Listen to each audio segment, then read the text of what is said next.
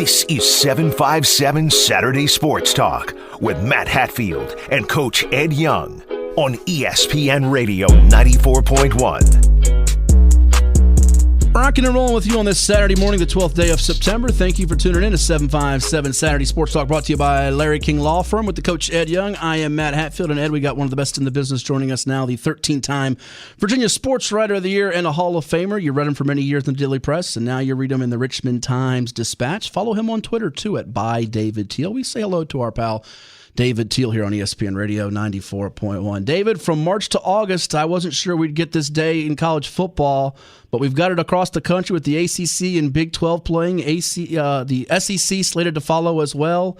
I mean, my goodness, so many emotions and feelings have been experienced, but I guess today a little bit of the temperament here in the Commonwealth with the UVA Tech game scheduled for next week being pushed back to December. And I see you just put out a few minutes ago that the UVA Duke game has been moved to September 26th, so constant changes, huh? Absolutely constant changes, Matt. And UVA Virginia Tech has not been postponed until December. It has been postponed to a date yet to be announced. And okay. I wouldn't be surprised if there were more schedule juggling that permitted that game to be played earlier than December 12th. Gotcha. So it's you got to check it every 5-10 minutes pretty much these days and hit refresh, because it's with this COVID. I mean, goodness, there's been so many, like I said, emotions and feelings. What's yours on this second Saturday of September? Is it mixed, kind of glad it's here, but also still kind of on the edge of your seat and nervous? Yeah, I think that's a perfect description. You want to see football. We've seen some. We saw the first Power 5 game of the season on Thursday night when Miami hosted UAB. And today we have, I believe it's 7 games involving ACC teams, including 4 conference games. But as this morning showed, when my phone started buzzing and ringing at 7:30, I knew it was going to be a different day. And so we had the postponement, and now Virginia Duke has been moved from mid-November to September 26th, so that way Virginia's not having a season opener of October 3rd at Clemson. It's going to be one of those years. For sure. Now, we've got it up as part of our poll question. What's the most intriguing matchup on this second Saturday in September in college football? You got a lot to choose from the likes of Syracuse, UNC, and Duke, Notre Dame, Clemson, Wake Forest, and others. What's the one you're most looking forward to, David? Well, the fact that Notre Dame is playing a conference game for the first time in its history is pretty notable to me, Matt. I'm not sure that Duke Notre Dame will be all that competitive, but the fact that the Irish are members of the Atlantic Coast Conference, if only for this season in football, to me is a fascinating story. Hey, David, Ed Young here. Hey, Coach. Good morning to you. Now, I'm a big Notre Dame fan, love Notre Dame, but I've often said through the years, nobody should be an independent. Everybody should be kind of, I'll use this word, forced into a conference. I just like it that way. But I always thought, well, Notre Dame has their own network. They're kind of that name program, not quite what they used to be. But now all of a sudden they're in the ACC. What is your feeling about that? And then secondary question, should there not be any independence? Well, for your first question, Ed, it was a necessity this season for Notre Dame to be in the league. This was mutually beneficial for both parties. It gave the ACC greater inventory of conference games, and when the Big Ten and the Pac-12 essentially bailed back in August, Notre Dame was left without a bunch of its games. And just the 6 ACC games originally scheduled weren't going to be enough. So this was a godsend for the Fighting Irish to be able to come in and join the league and play, hopefully, 10 ACC contests plus next week's non-league game against South Florida. I don't have any problem overall with a program if it wants to be independent. There are a few out there, including Army, Liberty here in the Commonwealth. Notre Dame, that's just its history. And this is above the athletic department. This is on a presidential level at Notre Dame. This is its board of trustees, and whether that philosophy changes in the next few years, I think is a fascinating question. The NBC television contract has another 6 years to run. At that point, might the parties reconsider? I don't know.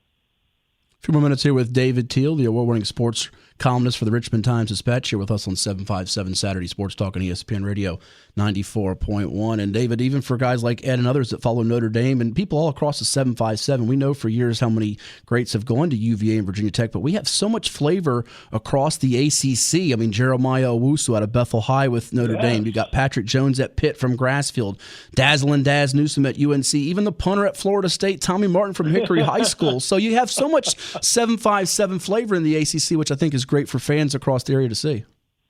It absolutely is. And Matt, you follow recruiting on a far closer basis than I do. But the way the commitments have rolled in recently, we're going to have more 757 flavor in the ACC for years to come, and not just at Virginia and Virginia Tech. The entire conference comes in here to recruit. And not only the 757, but the entire state of Virginia. And that's, it kind of makes the ACC cool. You look on the various rosters, and every week you're likely to see someone that you recall from their high school days. One more for me, David, then I'll turn it over to Ed and we'll let you run. I know you got short time today, and we appreciate you coming on. Is it possible for a player to be reigning two-time ACC Player of the Year like Travis Etienne of Clemson and be overshadowed or undervalued to an extent? I mean, in some ways, it feels like all the talks surrounding the stellar quarterback and expected first overall pick in the NFL draft in Trevor Lawrence. And we get that, but I feel like Etienne's kind of being forgotten about, which is crazy. It's insane to me. I mean, the ACC had a preseason poll, and we were all asked to vote for preseason player of the year. Well, to me, as much as I admire Trevor Lawrence's game, it was a no-brainer. Travis Etienne is the two-time reigning player of the year. His career yards per carry is 7.9. It's insanely good. And I was one of only 30 people who voted for him. I think Trevor Lawrence got 100 votes. It was a landslide electorally. And, that just goes to show you the power of the quarterback. Hey, Ed, my Cardinals can draft him next year. I won't be mad. They can draft him all day long. It won't bother me. There you go.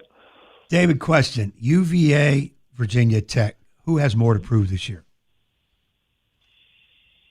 I think Virginia Tech does, just simply because of the way last season ended and losing to your rival, and then the bowl game, and you've got a brand new coordinator on the defensive side in Justin Hamilton. Justin Fuente, the head coach, completely revamped his staff. It is now his staff. After 4 seasons, the roster is virtually all his players that he and his group have recruited. To me, I think the Hokies have more to prove. Well, make sure you follow him on Twitter at @ByDavidTeel and read his work. Does an outstanding job with Mike Barber and the team there at the Richmond Times-Dispatch and Richmond Times, all the great things there. You never know what nugget he may pass along or scheduling change. Thank you so much, David. Enjoy this Saturday of college football across the ACC and beyond, and we'll keep in touch.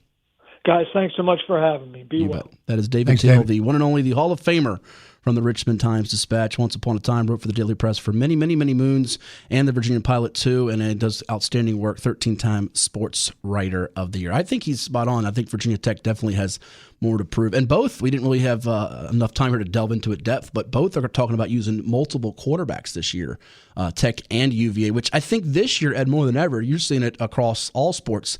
Depth, whether we're talking about Major League Baseball, college football, the NFL, and potentially when the high schools get going, you better have more than one horse in the barn there in the saddle. I mean, we know Clemson's got the 2 studs in the backfield there with Lawrence and Etienne, but you better have a guy ready in case somebody gets something or somebody goes down with an injury. Well, this year will prove that because of the COVID. This year will prove that. And in my coaching career, I always said that you have to develop your team. You have to develop kids ready to play, because why are you keeping them if you're not playing them?